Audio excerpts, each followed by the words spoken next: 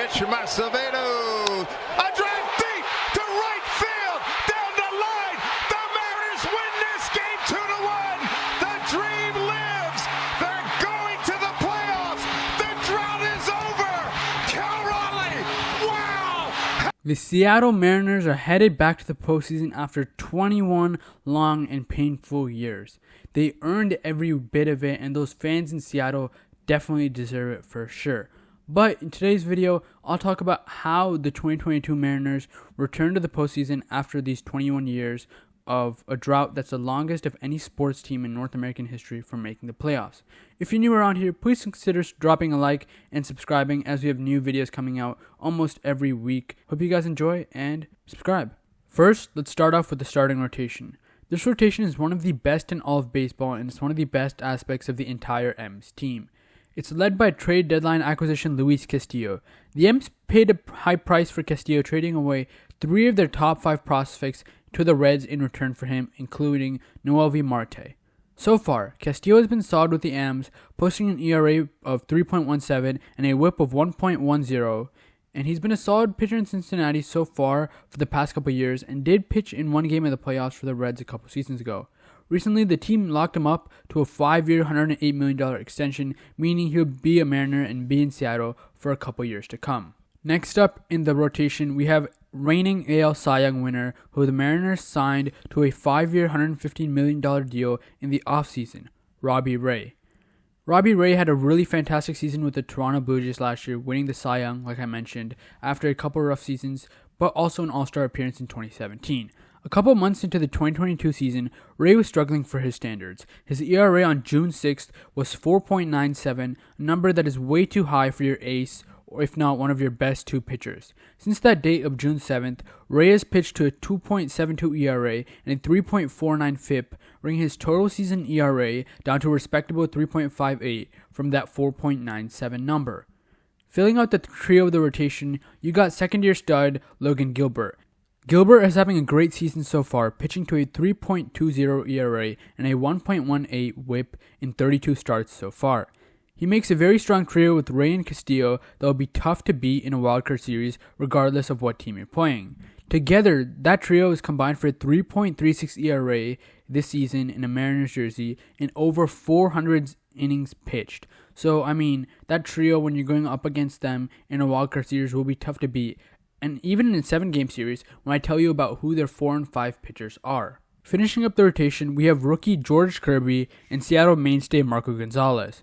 Kirby has had an excellent rookie season, pitching to a 3.21 ERA and a 1.18 WHIP in 120 innings so far. He looks to build off this successful season and help the Mariners team contend for years to come. Gonzalez used to be the team's ace a couple years ago and had some really nice seasons, but the times have changed. He's still not a bad pitcher, as this season he pitched 175 innings of 4.14 ERA, but his FIP is higher than a 5, which is not the best sign.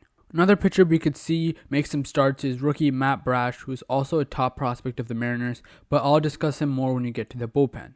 Now, let's move on to the position players. Before I get to Julio Rodriguez and the rest of the stars on this M's team, I want to mention a very important and underrated piece of this team. That's catcher Cal Raleigh. He also hit the walk-off home run that clinched them a playoff spot for the first time in 21 years. On the season, Raleigh, also known as the Big Dumper, is hitting for a 206 average, but for also a surprising 26 home runs in his sophomore season. His OPS plus comes in at 120, showing how good of a season he has had. However, as good as Raleigh is, the star and clear best player on this team is the AL Rookie of the Year frontrunner Julio Rodriguez. J-Rod has had one of the best rookie seasons, hitting for 27 bombs and stealing for 25 bags at just 21 years old.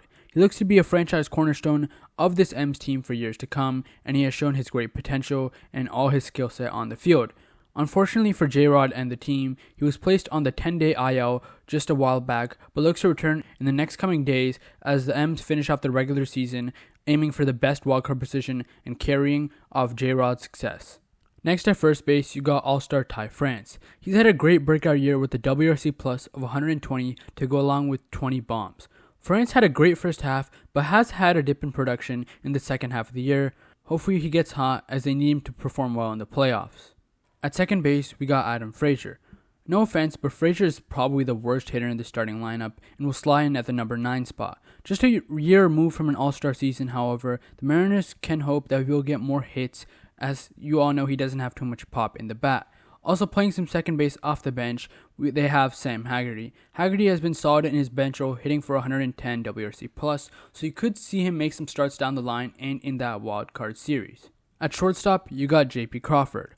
Up till this year, JP has been mainly known for his defensive highlights and prowess over the past couple seasons.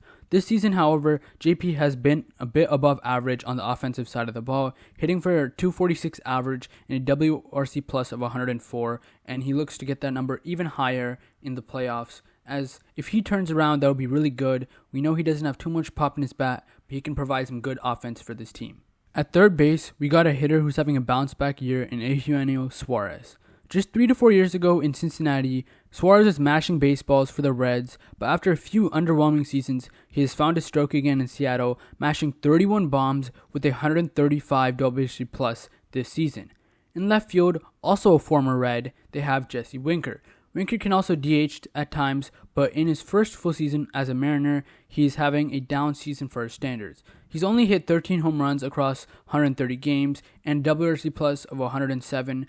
While those are good and above average numbers, but it's much less than what you expect from an all-star caliber player in Jesse Winker. The biggest star of last year's Mariners team that almost made the playoffs and the guy who hit the most home runs for them, Mitch Haniger, has been injured for most of this season and has only managed to play 53 games. While that's very disappointing for the Mariners, he looks to get back on track. So far, he has a WRC plus of only 101, but we do know how good Haniger can be in Seattle, hitting all those home runs last year. Often replacing him and playing a pretty big role, they have Dylan Moore.